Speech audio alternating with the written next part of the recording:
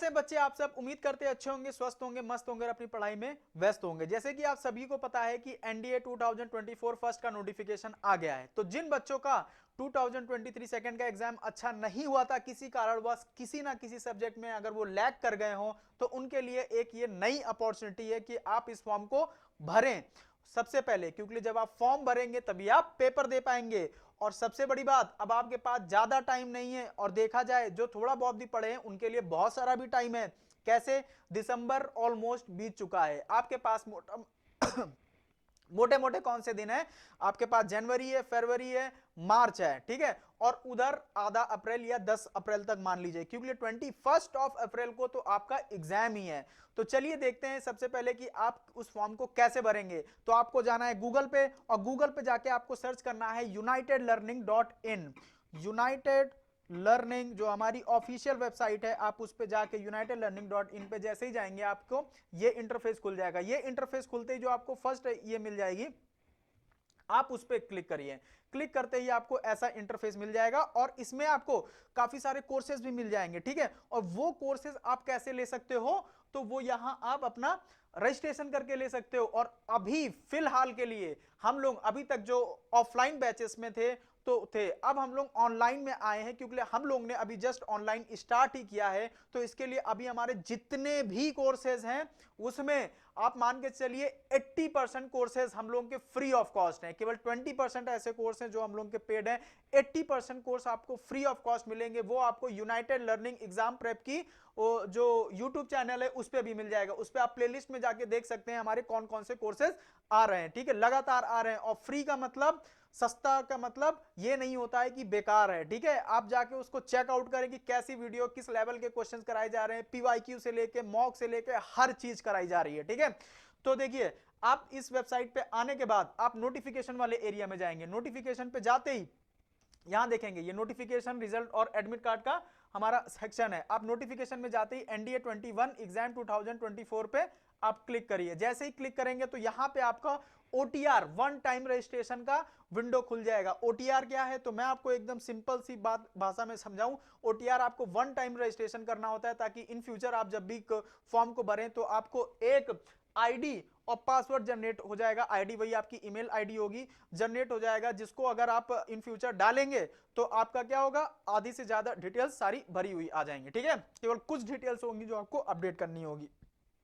OTR आप कर लेंगे, फॉर्म आप भर लेंगे, ठीक है। उसके बाद मैं आपको इसमें कुछ चीजें बताता हूं जो आपके लिए फॉर्म भरते समय बहुत ही महत्वपूर्ण है। क्या चीज महत्वपूर्ण है? मैंने, देखिए, ऐसे तो ये पीडीएफ जो है वो 117 पेजेस की है, बट मैंने उसमें से कुछ पॉइंट्स आपको लिए हैं जो इस वीडियो में कवर कर लूंगा कि कैसे क्या आपको फॉर्म भरने में दिक्कत ना हो। तो सबसे पहले ये देखिए, ये एक ऑफिशियल वेबसाइट का ही है, ठीक है, जो यूपीएससी ने निकाला है। तो सबसे पहले आप देखिए कहां से अप्लाई करेंगे। आप यूपीएससी की ऑफिशियल वेबसाइट upsconline.nic.in पे भी जाके अप्लाई कर सकते हैं। ओटीआर वाला मैंने आपको बता ही दिया है।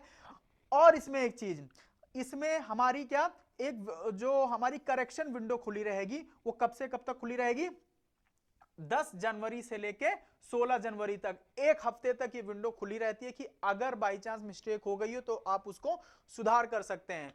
दूसरा देखिए क्या बोलता है, last date of submission of application क्या है? सॉरी, 9 जनवरी। देखिए 9 जनवरी को लास्ट डेट सबमिशन भी है। लास्ट डेट सबमिशन आपका 9 जनवरी है। और 10 जनवरी से 16 जनवरी आपकी विंडो खुली रहेगी कि आप उस पर करेक्शन कर सकते हैं, ठीक है। एक हफ्ते, 9 जनवरी 6 बजे तक, शाम के 6 बजे तक है, ठीक है। नेगेटिव मार्किंग ये सब तो आप जानते ही होंगे, ठीक है। नेक्स्ट देखते हैं, फोन ऑन बैंड रहते हैं। सीटें कितनी निकली हैं, सबसे बड़ी बात। तो इस बार जो सीटें निकली हैं आर्मी के लिए वो 208 सीट है। अब 208 में से 10 हमारी फीमेल्स हैं, तो 10 अगर इसमें हटा देंगे, अगर आप मेल्स के लिए केवल लेके चल रहे हैं तो हमारी कितनी हो गई? 198 हमारी बॉयज के लिए और 10 फीमेल्स के लिए, ठीक है। तो इतनी सीटें आर्मी के लिए हैं। और उसमें उसके बाद नेवी में देखिए 42 सीट्स क्या हैं? 42 सीट्स नेवी के लिए हैं, जिसमें से 12 फीमेल के लिए। एयर फोर्स में अगर फ्लाइंग की बात करें तो फ्लाइंग में 92 सीट्स हैं, जिसमें से 2 फीमेल के लिए, जीडी ग्राउंड ड्यूटी की बात करें तो 18 है, और अगर नॉन टेक्निकल जीडी की बात करें तो 10 सीट निकली है। मतलब टोटल जो अप्रोक्सीमेट में जो सीटें निकलती हैं 350 अबव 400 के अंदर, वही रेशियो इस बार भी मेंटेन है, 400 के आसपास हमारी सीटें निकली हैं। और ये कुछ हमारे सेंटर्स हैं जो एग्जाम सेंटर्स होते हैं।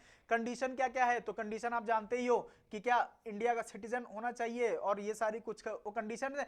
सबसे बड़ी बात क्या हमारी एज लिमिट क्या होनी चाहिए, तो देखिए एज लिमिट के लिए आपको यहां ध्यान देना पड़ेगा, ओनली अनमैरिड को लिया जाता है, ठीक है।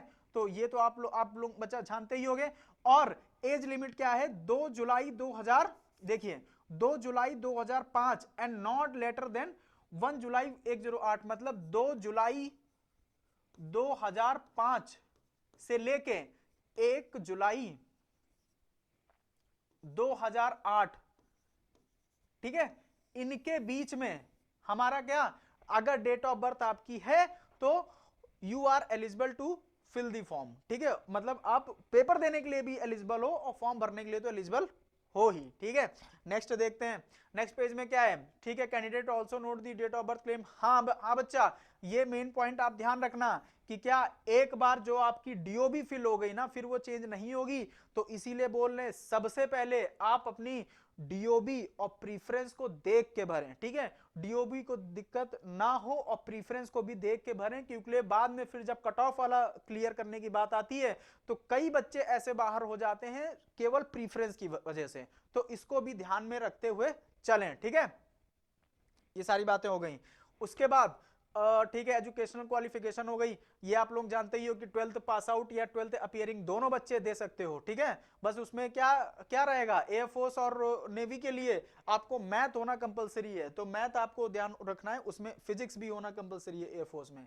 उसके बाद ठीक है, फिजिकल स्टैंडर्ड आप जानते ही हो। फीस भी आप जानते हो कि 100 रुपए फीस है, सभी के लिए 100 रुपए फीस भरनी है, ठीक है। Have to qualify the 12th equivalent to the allowed the appearing in the UPSC examination, should not note that this is a only special concession given to them. They are the required to the submit proof of the passing the 12th class exam equivalent examination by prescribed date this, ठीक है। no request to extending this date will be वो entertainment on the ground of the conduct of the board examination, delay the declaration result on the any ground of the whatever, so ठीक है।